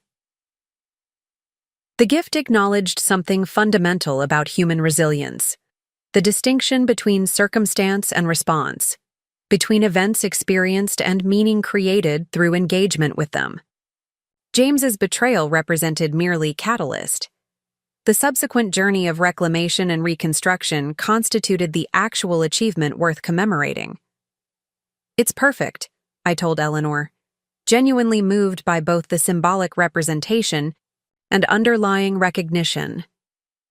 "Thank you for seeing the whole story, not just its difficult beginning."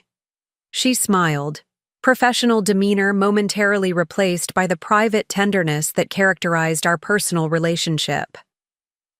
3 years ago today, a different life ended. But more importantly, this one began. That deserves recognition. After Eleanor departed for an afternoon lecture, I found myself contemplating the sculpture's significance beyond its immediate symbolism. The journey from devastated discovery to present fulfillment hadn't proceeded through linear progression or dramatic epiphany, but through consistent choices aligned with emerging values rather than reactive emotion. The following day's board meeting proceeded successfully, with approval for expanded funding of the Rural Technology Initiative and productive discussion of potential expansion into 2 additional European countries. As Foundation Chairman concluded proceedings, he acknowledged the organization's remarkable growth under my leadership, from single-focused domestic program to international institution addressing multifaceted aspects of women's financial empowerment. The Mitchell Foundation's evolution reflects something profound about transformation itself, he observed. How personal experience can translate into institutional impact when approached with strategic vision rather than limited reaction. The assessment captured something essential about effective response to betrayal or loss: the distinction between allowing such experiences to define identity and using them as catalysts for meaningful construction. The Foundation's work now extended far beyond its origins in personal adversity, creating value that existed independently of the circumstances that initially inspired its creation. That evening, reviewing the day's outcomes with Eleanor over dinner, conversation turned naturally to future possibilities, potential research collaborations, program expansions, perhaps even consideration of more integrated living arrangements between our London and Oxford residences. Throughout these discussions, I experienced neither anxiety about unknown outcomes nor attachment to predetermined plans, but comfortable engagement with emerging possibilities. "You know what strikes me most about our conversations now compared to even a year ago?" Eleanor observed. "The complete absence of James's shadow across your considerations. Not through denial or avoidance, but genuine transcendence of his influence on your decision-making."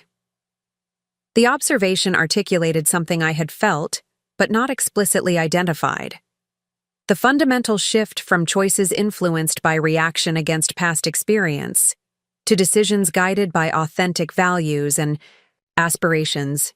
Freedom from James's influence involved not just financial and legal separation, but emotional and psychological independence from patterns established during that relationship.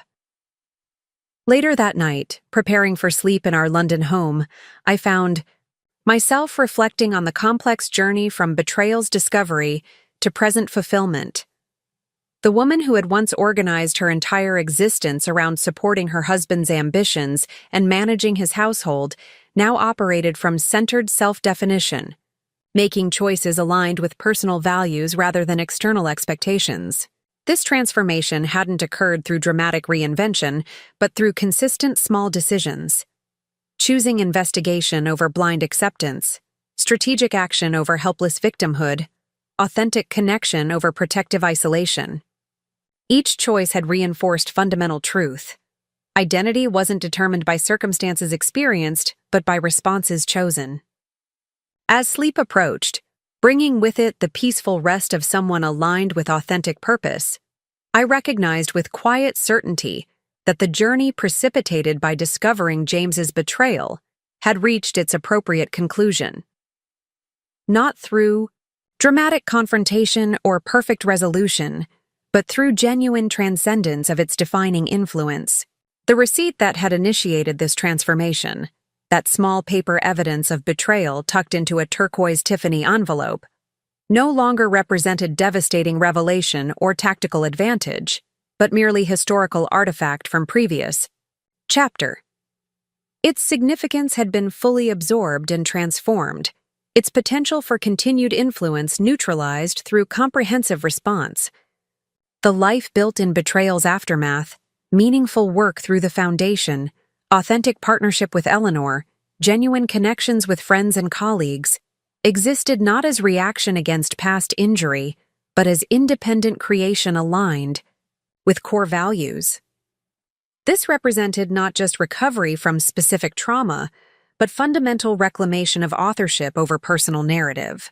In that peaceful moment between wakefulness and sleep, I experienced profound gratitude, not for the betrayal itself, which remained unnecessary cruelty, but for the capacity to transform painful discovery into catalyst for authentic reconstruction. The journey from devastation to fulfillment had revealed something essential, not just about relationships or financial independence, but about human resilience itself, our extraordinary ability to create meaning and purpose from even the most difficult circumstances. Whatever challenges tomorrow might bring, foundation initiatives, relationship dynamics, perhaps even unexpected encounters with James or Emily in professional contexts, would be navigated from a position of integrated strength rather than reactive vulnerability, not because difficulty had been permanently banished, but because response to it had been fundamentally transformed. As consciousness yielded to dream, my final waking thought acknowledged simple truth at transformation's core. We cannot control what happens to us, but we retain absolute authority over who we become through our response to it. That realization, more than any specific achievement or circumstance, represented the true gift emerging from betrayal's painful revelation. The discovery of capacity for authorship over one's own life story, regardless of unexpected plot twists introduced by others' choices. 6 months after that peaceful night, I found myself standing at a podium in Geneva, addressing an international conference on women's financial empowerment. Representatives from financial institutions, educational organizations, and governmental agencies filled the auditorium, their attention focused on the Mitchell Foundation's innovative approach to systemic change. True financial empowerment extends beyond basic literacy, I explained, gesturing toward the data projected behind me. It requires dismantling structural barriers while simultaneously building individual capability. Our programs succeed because they address both dimensions simultaneously.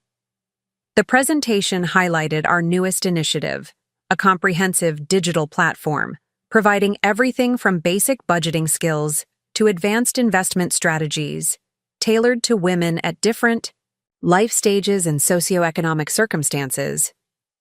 Early adoption metrics exceeded projections, with particularly strong engagement among women navigating major life transitions. As questions followed the formal presentation, an attendee from a Swiss banking consortium raised her hand. Your foundation's growth trajectory is remarkable. For an organization still in its relative infancy, what do you consider the critical factor in that success? The question prompted momentary reflection. Authenticity, I answered finally. Our programs emerge from lived experience rather than theoretical constructs. We understand the challenges we address because we've navigated them ourselves. Later, at the reception following the formal sessions, I found myself engaged in conversation with the Swiss banker who had posed that insightful question. Marguerite Beaumont, Senior Director of Client Services at a prestigious Geneva institution, expressed particular interest in our approach to supporting women through divorce and separation. Financial institutions typically view such transitions through risk management lens, she observed, sipping champagne thoughtfully. Your foundation approaches them as opportunities for reclamation and growth. That paradigm shift intrigues me. Our discussion evolved naturally from professional exchange to more personal reflection. As we shared experiences navigating male-dominated financial environments, Marguerite mentioned something that momentarily disrupted my composed professionalism. I recently reviewed an application for private banking services from an American client, Renaissance Advisory Group. The principal seemed familiar with your foundation, mentioned potential philanthropic alignment. I believe his name was Reynolds. The reference registered immediately, though I maintained neutral expression. Yes, I'm familiar with Mr. Reynolds and his organization. Our foundation's governance protocols prevent collaboration due to prior connections. Marguerite's subtle smile suggested she understood more than my diplomatic response conveyed. I see. Well, having met you, I'll certainly scrutinize that application with particular attention to regulatory compliance. We value institutional integrity above client acquisition. The exchange represented something significant, professional respect, superseding potential manipulation, my reputation carrying greater weight than James's attempted leveraging of past connection.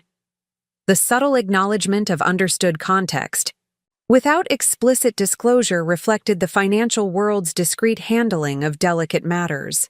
That evening in my hotel suite, preparing notes for the conference's second day, I received a message from Eleanor containing a news article published just hours earlier. Finance executive James Reynolds donates $5 to cancer research following diagnosis.